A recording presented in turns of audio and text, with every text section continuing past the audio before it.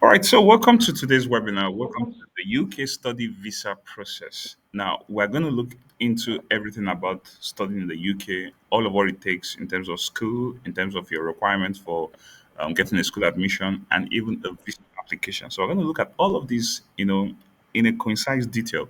Now, the webinar is for 30 minutes, and we will stick to time and ensure that we actually cover up every detail. However, we can't say everything in one webinar, right? And but how what we could do is to cover up everything. And then if you have your questions, you can ask us your questions. We'll answer those questions and then help you to doing your application as well. So let's get down to brass tacks. Now, UK is very, very fascinating to actually study. Is a very good destination for study and eventual relocation. I always will say that studying abroad isn't just education; it is a relocation pathway. So you can consider that, and is really the best way of relocating to any country rather than work or any other means you could think of. Especially apart from the fact that you could get a very decent job. If not, then you should look through relocating through the study route, which is very, very, very good. It gets you into the system quickly, the job market, and even um, scaling up even in your career as well. So a lot of things you benefit, and even the certificate too that you also get as a result of your study is also something you can use anywhere all around the world. Now we're going to get into this webinar right now. I'm going to be sharing my screen right now so that we can get started. So and then look through all the details that we have to do. All right. So, in looking at the study visa route for the UK, first of all, we're going to look at the why you should study in the UK. Why do you think was the reason why um, you should come to the UK to study?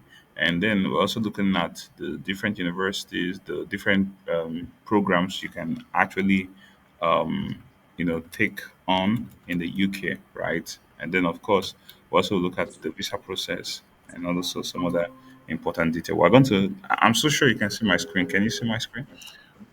Right. Okay. So we'll look through the different programs available, the intake period, the academic entry courses, and then rather academic entry criteria that is required, and then of course the financial costing, then the postgraduate study work permit. So we're going to look at everything from start to finish to seeing how well you can really, you know, begin your process and finish up very well. So let's get down to brass tacks. So here, I'm just starting all over again, but I will still continue with with the next slide. So in the UK, actually, the UK is actually has three um, or four even. You have Scotland, okay, you have England, you have Scotland, four different countries, right? You have Ireland, and then you have Wales. Not an island actually, and then you have Wales. So and then there are several cities you can consider to applying for a school. Scotland, in England, in Wales, depending. So you can even study in London, Manchester, Sheffield, you know, Liverpool, several places you can really consider studying in the UK. But let's hit the nail on the head. Why should you study in the UK? First of all, the world class education. Of course, it's very obvious that UK has one of the best education system in the world. And then, of course, the facilities for study, the learning, the certificates, is recognized worldwide. And of course, you have a high advance knowledge in that very aspect, in that career that you're on because of how the system is over there. And considering their educational system too, which is also top class in the world, when it comes to global recognition, it's really, really something worthwhile. So you can look at whether you're going for a bachelor degree or you're going for a master's. I think what UK is one of those top flying. It's not. I think it is really what it is. Is one of the top flying country, and then the schools there actually um, top ranking schools in the world that you can literally look at. Now, there are numerous options of specialization to study. You can look into the STEM field, the science, tech, engineering, math, even other professions like law, and then accountancy, and some other professions too. You can also consider admission possible without the IELTS. Absolutely. Now you can apply to lots of schools in the UK without an English proficiency test. Really, really, is very, very obtainable. Some schools would require it, but most schools in the UK don't actually would ask you for the English proficiency test. Then also affordable and value for money as course duration are short. Now, the duration for bachelor degree there is 3 years, except if you're doing a foundation, then you probably could do a 4 years course, and then your master's degree can be 1 year, it can be 16 months, or even 2 years. But nonetheless, you can find tuition fees that are very, very affordable to your own budget, then make your application. Scholarship and bursaries available. Now, scholarships actually comes. You can get scholarship from school. There are different kinds of scholarship you could really get from school. Maybe from maybe merit scholarship, maybe depending on your performance, especially if you're going for a master's program, and then you really have a very good, excellent grades. You can really get a merit scholarship, or you can get some kind of automatic scholarship that they give to every student that makes application, especially if you pay before the deadline of tuition. If you could pay before deadline, then you can really get such kind of scholarship such kind of scholarship. And then scholarship also, usually schools, you probably may not find full-time scholarship with schools, because um except maybe when you get there, then you can have this full-time scholarship, given to you from the school. But before you get there, you probably may not have that. So that may not be considered. So sometimes, if you need full-time scholarship, then you have to external organizations can really come in and sponsor. But for schools, they usually can do their best to give him, especially in the UK. And I'm talking about the UK, not other countries have their own factors, in things like this. But nonetheless, for UK, when it comes to the schools in the UK, you probably could not find that, or maybe you can even get maybe graduate assistantship. That can also be granted, depending, always mark that. Master course with paid with sorry, master course with paid placement or internship. Now, really, really, you can get a work placement or a paid internship, and they're really, really paid. They're really, really paid, So, and really, the beautiful thing about this work placement and internship is that they they help you to assimilate into the job market, and some courses really have this work placement and internship that gets you into the market, into the job market right after you're done, and it's really compulsory that you have to go through that, because it will be demanded. And then while you're making this application, is also part of what you should consider in visa application. Then another thing also is that the UK actually, um, for example, when it comes to you getting a postgraduate work permit, you can stay back in the UK after your studies, right? 2 years after your studies, which is very, very good before you can even change your permit to other temporary work permit. And then another beautiful thing is that dependents coming with dependents to the UK is actually for PhD students or government sponsored students, right? You know, this in 2024, rather in 2023, they actually stopped master's degree students from coming with dependents. However, if you're a PhD, if you're applying for a PhD or you're a government sponsor, you can really come to the UK with your dependents. And then so there are many. So these are some of the reasons you can consider coming to the UK. And really, coming to the UK for study is really one way you can take advantage. For instance, um, the visa process for the UK compared to all other countries is really fast and very quick, especially when it comes to the visa application process.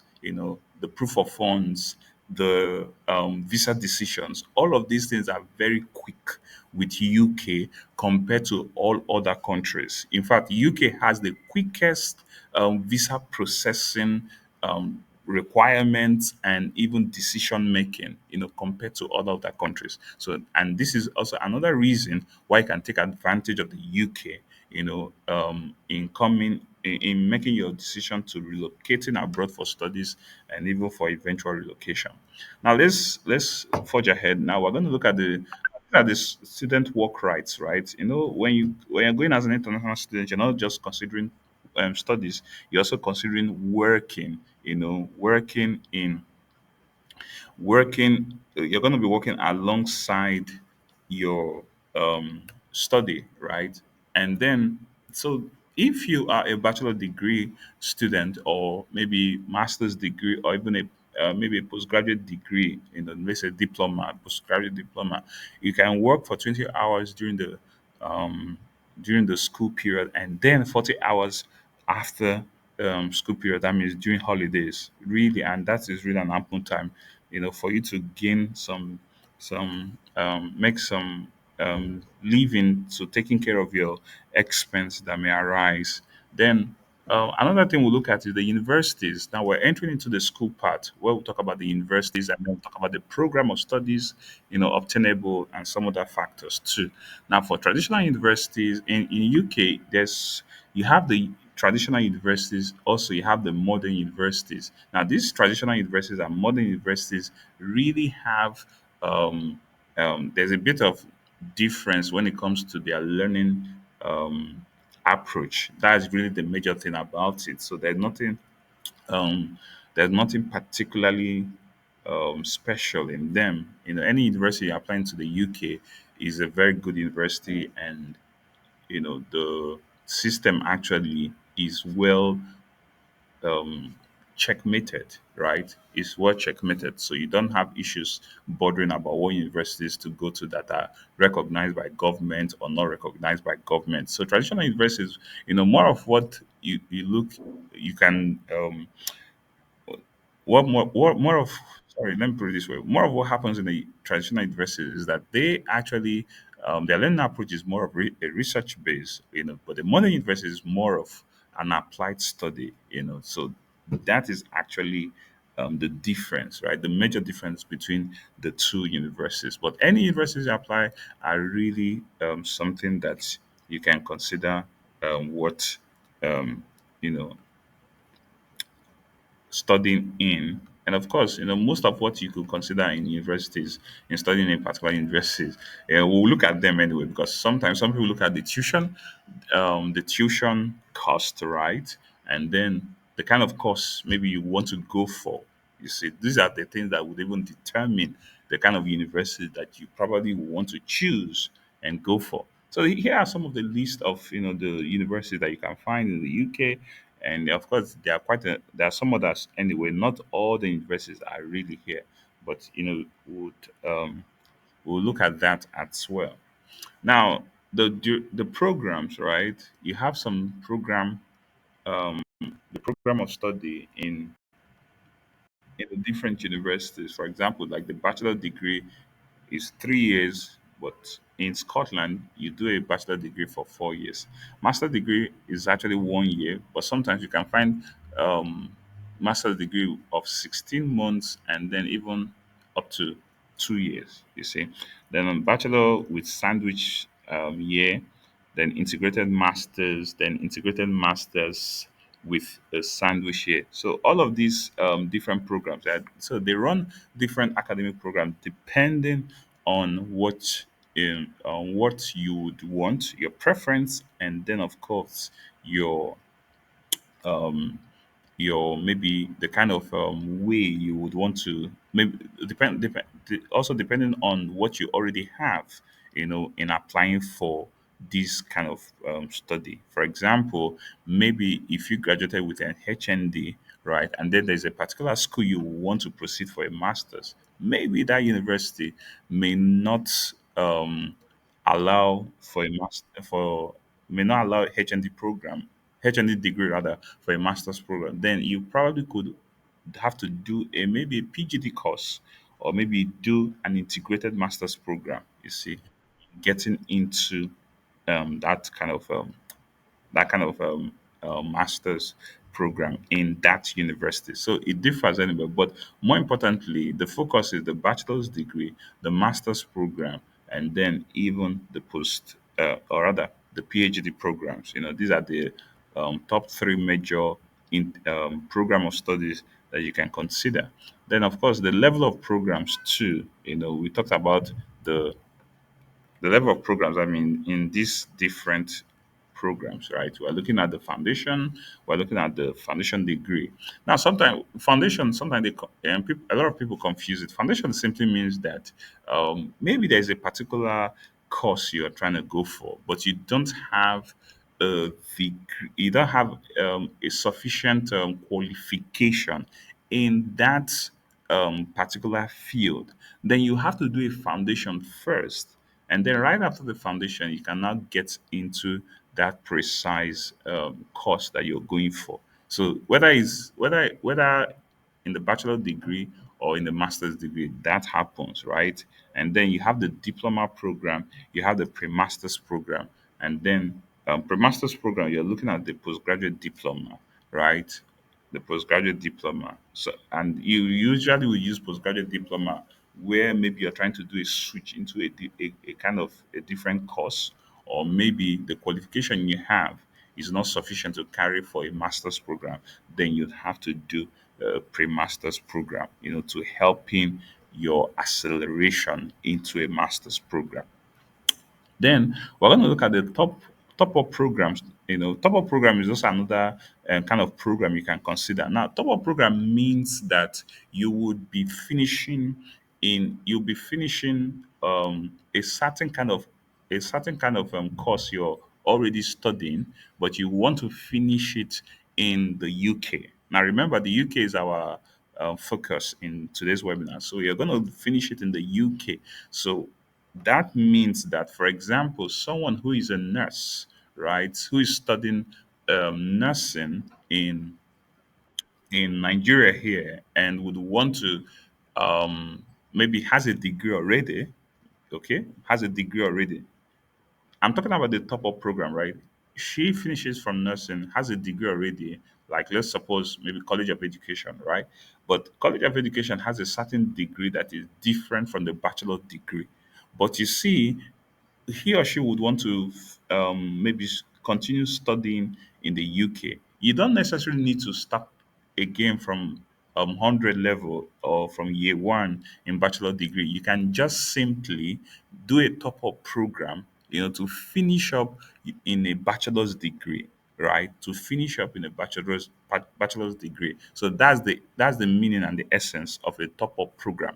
But the credit transfer is like someone who is maybe in 100 level or 200 level in Nigeria and would want to relocate to the UK. That means would want to continue studying in the UK, but what he or she could do is to transfer his credit. Okay, that means his credit, like his CGPA and all of his credit costs, you know, to making his application for a school in the UK where he can continue in that same course, or even if it's not that same course, but something a bit similar, relatively to that same course.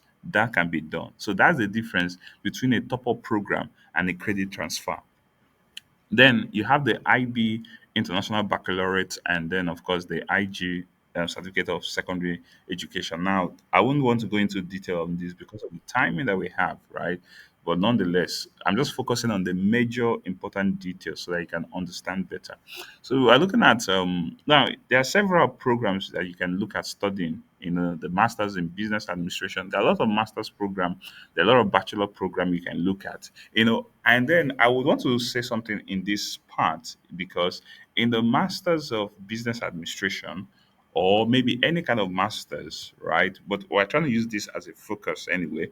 But any kind of masters you're looking at, or any kind of bachelor degree you're looking at, I always like to encourage international students to um, look at courses that can pay you well right after your schooling. Okay, look at courses that can pay you well right after your schooling, except if your academic qualification for application isn't sufficient enough, then you can try to reconsider and then make some little adjustment.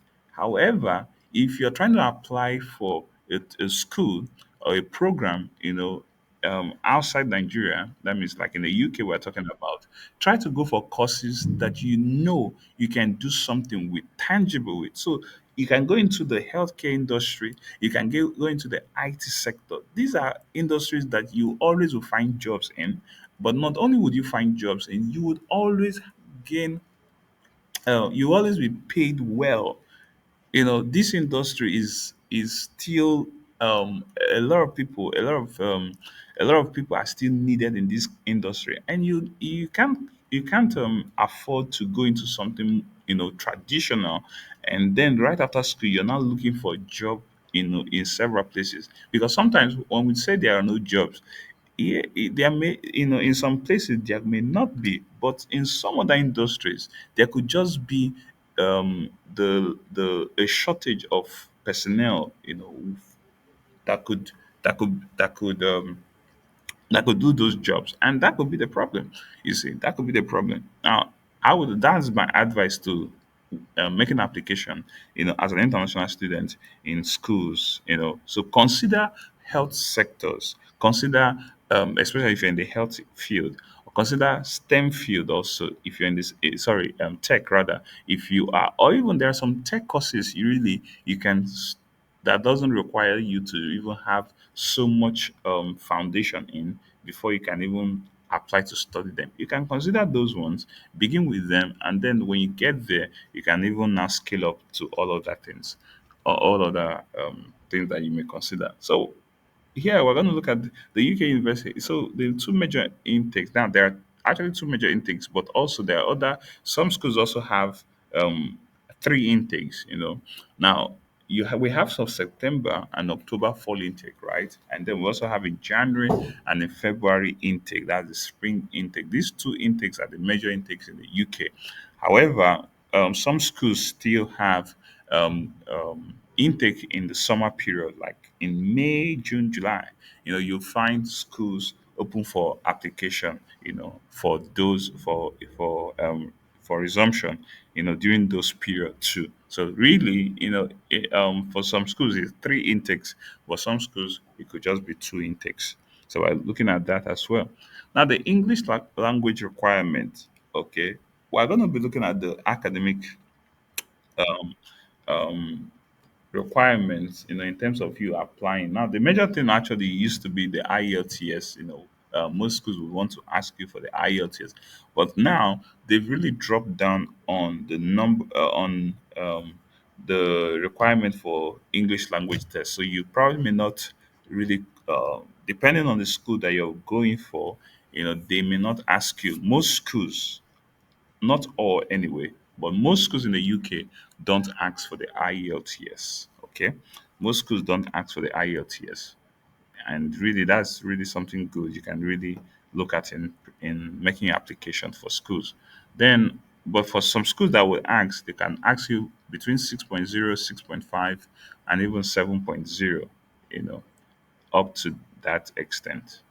Then, we're also going to be looking at now in terms of your certificate, that means your academic certification, qualification. Um, Now, if you're applying for the bachelor's degree, you can consider, now, depending on some schools may not, depending on how your work result, or maybe your, um, secondary school certificate result is, like maybe NACO. Some schools really can really look into that before they can give you admission into the school. So they may try to consider, what you already have, especially, well, this is especially for the master's program, but for, those applying for bachelor degree, really, it's also something they also consider as well. Because if you don't really have a very good result in your senior school certificate examination, like your WAEC, you have to then write, you have to do a foundation. In some cases, you have to do a foundation, and it depends on the school anyway, because there are some kind of different levels of schools there. High profile schools, some middle ranked schools, and even the low level schools. So depending on the schools you're applying for, you probably may have to do a foundation first before they can get you in to the into the very program, the course that you're looking out for. Okay. Then of course the same thing for the master's program as well. In the master's program, you still will have to show that you can actually that you have rather the admission requirement for that particular course. Now they could ask you for a 2-1. Some schools can ask you, some schools for a master's program, they may insist on nothing less than a 2-1, or maybe nothing less than a 2-2, depending.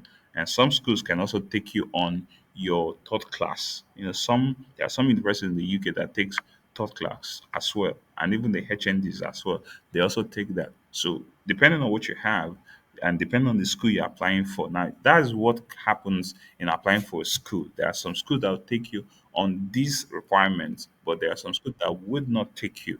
Now, knowing this really can help your application. Then, of course, like I said, IELTS requirement is not compulsory for most schools. It's not compulsory, and some schools that will ask, maybe they could even ask you for 6.0, 6.5, or even 7.0.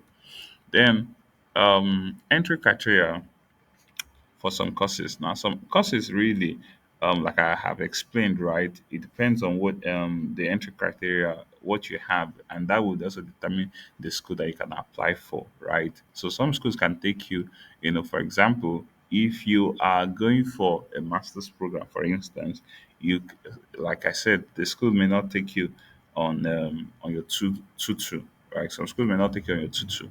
But even if they will take you on your tutor, then you probably may have to do a kind of foundational program, before accelerating into that master's program. So that can as well happen. All right. Then let's look at the. So I've really explained on this. Now, before I continue, so some of the documents you can look at, in making your school application. For example, if you're going for the bachelor's degree, is that firstly you have to have your WAEC result or your NICO result, as the case may be, and then you also will have to look at having your. You also have to look at your maybe IELTS, if the school would ask you for the IELTS, but if not, then it's not important. You don't need to consider that. Then you also have to consider looking at your writing an SOP. They could tell you to write an SOP, then letter of reference, and then also um, the school can also would want you to maybe, okay, send them your CV, depending, just to show or explain study gap. Okay, maybe between when you finish from school and then when you are applying for your study. The same now also for master's application too. They also will ask you for maybe your WAEC result depending on the school, and then more importantly your bachelor degree. Okay, bachelor degree, and then your bachelor degree certificate and your bachelor degree transcript. Okay, then writing of an SOP, your CV, reference letter maybe from your work or even from your school. Sometimes some school may ask you for two reference letters, and then IELTS where necessary. So these are really the major documents required. Okay, in some programs, like courses you're applying for, there could be an extra, requirement depending on the kind of program you're going for, right? That could be required, and also depending on the school too. They could ask you for something, but these are actually the major documents required. Now, of course, and certainly your international passport. Before you start up your school application, you must have your international passport ready for school application. So the process goes from IELTS, okay, IELTS to now, of course, really sometimes IELTS may not really be necessary, right? They may not be required. So you can just start up with your application and then into you applying for. Once you got to your school once you made your application, so your school can will give you your admission offer letter or the school would give, sorry, the school give you your admission offer. Now, this admission offer letter really will have some conditions in it, right? So usually it can be called conditional offer letter, right? And then once you fulfill the condition, then you can forge ahead to getting your CAS, certificate of acceptance for study, and then now you then prepare for your visa actually. So prepare for to apply for a visa, then CAS request. Now getting a CAS really is not is something that goes alongside with fulfilling the conditions of on your offer letter.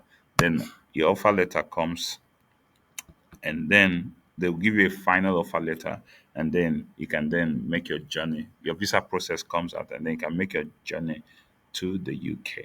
Okay, sorry, I mistook this. So your application, right after your application, is your offer letter. So you're giving your offer letter, your conditional offer letter, and right after your offer letter, you're going to be getting your CAS. Okay, and then right after CAS, you're going to be preparing for you applying for your visa, and then right after that, you will be traveling to the UK.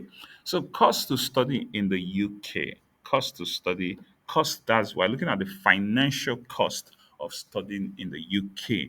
Now, studying in the UK really entails now several things. Now there are several budgeting you can look at. But before I get into this course, just to be sure, remember this webinar is just for 30 minutes. Really, I can't really say everything totally, but I really want to get ensure that I'm really getting the major points that I would want to tell you. So studying in the UK will require first of all school search, and then your school document requirements, which I have told you, and then the different programs that you can study, and then remember in really working with the school for your visa application, they are in sorry for your admission application, sometimes the school may ask for something extra, and that's the reason why going through an agent really can also help, because like for us, we have partner institutions in the UK which can apply for you, and making your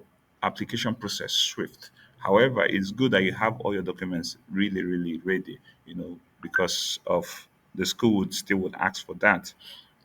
So now let's look at the financial cost involved in relocating, or rather studying in the UK. So firstly is your tuition fees. Some average tuition fees, you can find average tuition fees, between 12 to let's say 15, 16,000 pounds, average tuition fees. But let's suppose we're working with 14,000 um, pounds here. Remember the exchange rate you're seeing here is it varies, right? It's not constant.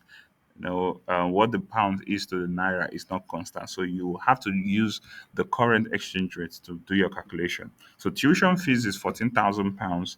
Now some schools can tell you to pay tuition deposit of 3,000, 4,000, pounds, right? So you can put that into consideration.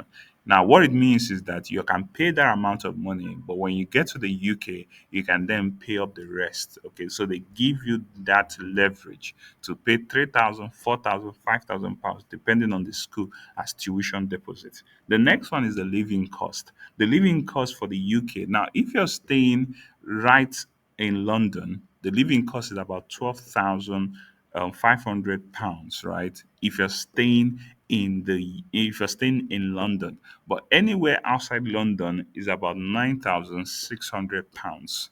Okay, that is for 9 months. Now the visa officer would want you to show this in your proof of funds, that you have your money for 9 months in your bank statement. Now I'm gonna be coming to that, but just to explain what this living expense is. Then the next thing the cost also you have to put in is the visa fee.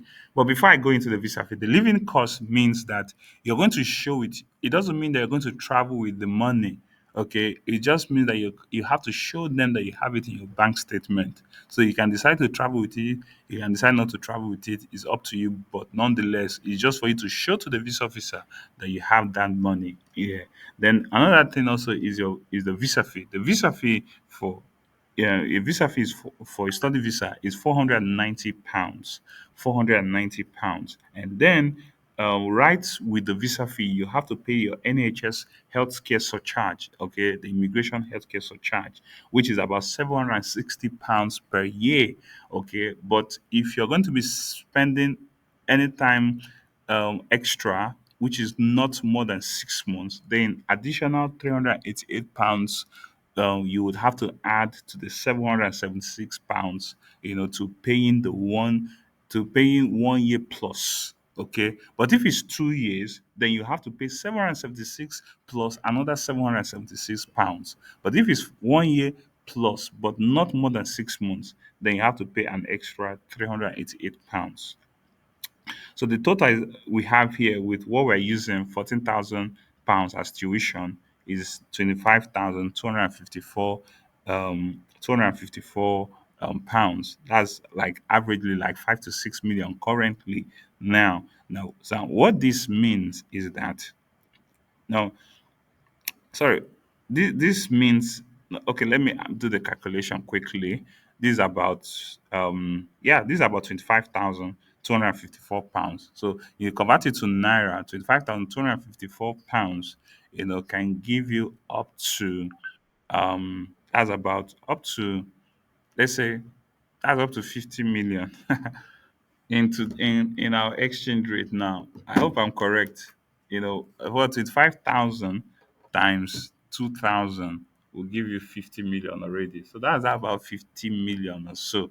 But remember, really, really remember, you're going to be paying part of the tuition, right? You're going to be paying part of the tuition. Now, part of the tuition is, let's suppose you pay up to £4,000 as tuition deposit, right? Or maybe even 3,000. Now you're going to show part of the tuition. Uh, you're going to show the remaining part of the tuition. Let's suppose is about so if we remove 3,000 from, or 4,000 from 25,000, that's about 21. So 21,254 times, okay, 2,000. Let's suppose it's 2,000 currently. Okay, that's about 42,508,000. But the beautiful thing about now this, when you remove your NHS, because what's also taking another money too is your IHS surcharge, right? Which you have to pay while you're doing your visa application, and then your visa fee as well, which is £490 too. That's also part of what's taking the money to becoming this amount. Because when you check the two of them, you'll be spending up to 1,500 or £1,600, for that expense. Remember, your living expense, you're not going to be you're not going to be traveling with it, okay, or it won't be demanded for over there, okay. You can as well, you show the proof of it, but when you get there, you're working and you're paying your tuition and then your other all other expense as to your living. That means if you don't want to travel with the money, then another important detail I also want to tell you is that now you show this as a proof of funds, but the UK government, the UK Visa and Immigration would want you to show this for just 1 month. 1 month bank statement is enough for you to show that you are qualified, you have the money, you have the funding required to study in the UK. And this is the reason why traveling to the UK is very fast, very easy, very swift, to other countries when it comes to the visa process and the visa decision. Visa decision is 3 weeks. 3 weeks. You see, so that is one good thing about studying in the UK. So what is required of you, is not to prove it is not like how it is in other countries. They just want you to prove that you have this money for 1 month, and you have a high chance of getting your visa application. So financial requirement so we've looked at the financial requirement. So acceptable funds. Now, like I said, I told you in your proof of funds, right? They are looking at you showing the proof of funds for 1 month. Actually, this 1 month is actually specifically it's 28 days, but this 28 days is within 1 month. This 28 days has to be 28 days within a one calendar month, not from 1 month into another month. Then the living expense, like I said earlier, in London, it's £12,006, while in the Outside London is £9,207, which you have to prove each month. Actually, this you have to show for 9 months that you have this. You have 9 months living expense, and then you show a 1 month bank statement to proving that. Now, of course, if you're gonna be using family, like it has to be your parents, right? Now, this also has some factors to alongside with it. And then, if you will not be using parents, maybe uncle, aunties is not allowed. So try and ensure that either you're self-sponsored or maybe parents are involved. And remember, even if parents are involved, there are some factors too that are involved as well.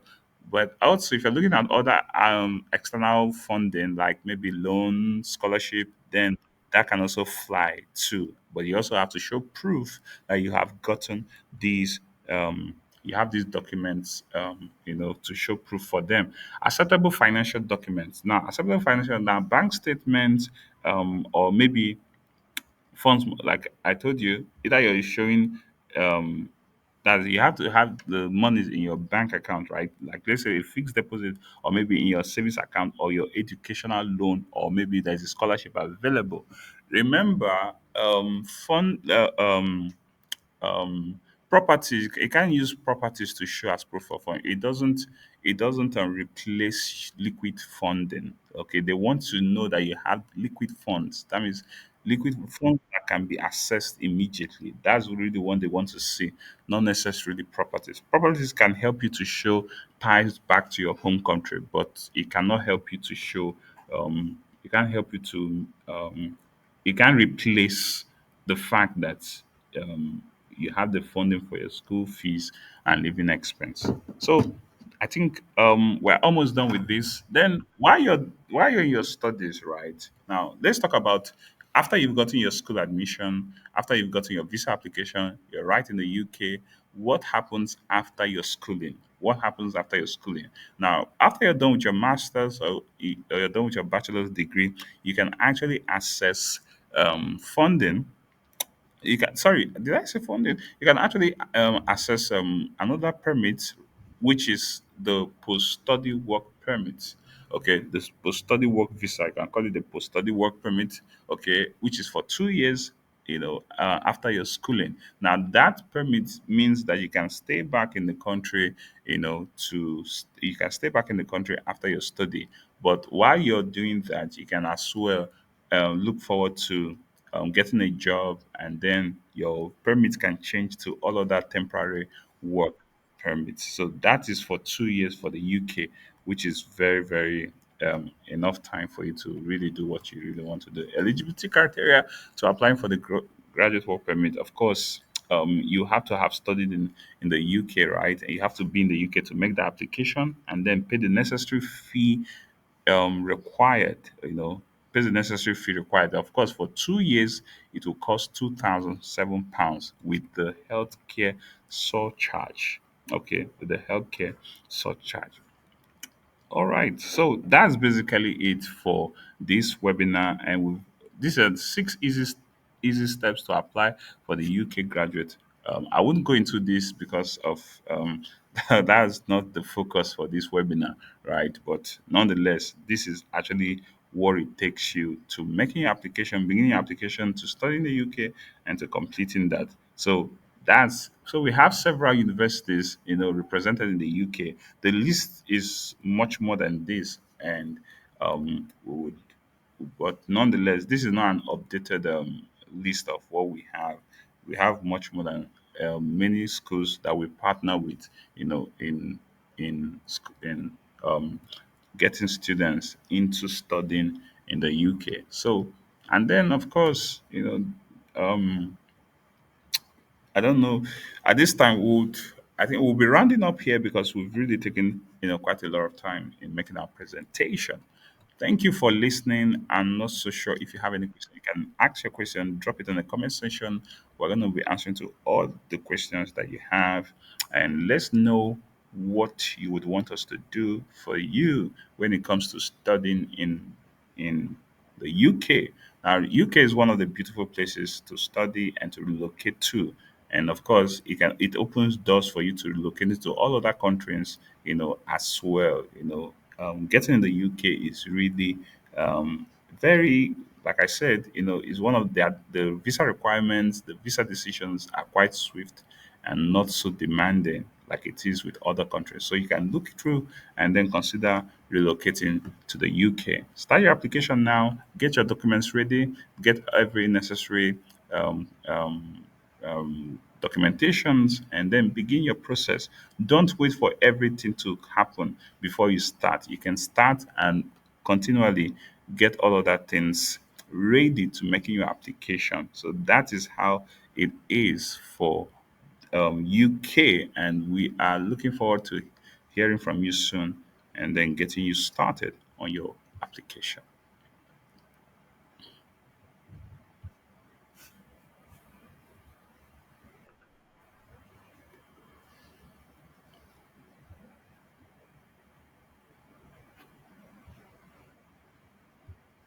think you explained everything so clear. So well done. Okay, so I just wanted to ask, what you want to switch from, like you want to switch to maybe not really like a soft course like you said, UI UX and all of that. What if you switch to a course like cybersecurity? What would you do if you don't have a background in that? Okay. Is it for that's like you mean for a master's program, right? Okay, so let's say you have I have a BSc in education, and now you want to switch totally, but and you don't want masters. What would you do?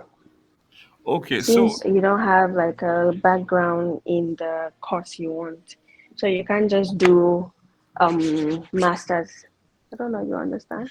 okay, so two things you can do. No, you can't do a straight master's in cybersecurity, right? Because it will require that you must have Yeah, you. It's one of the courses have a in that tech background. field, yeah, that you have to have a very good foundation in. So what you could do is that Yeah.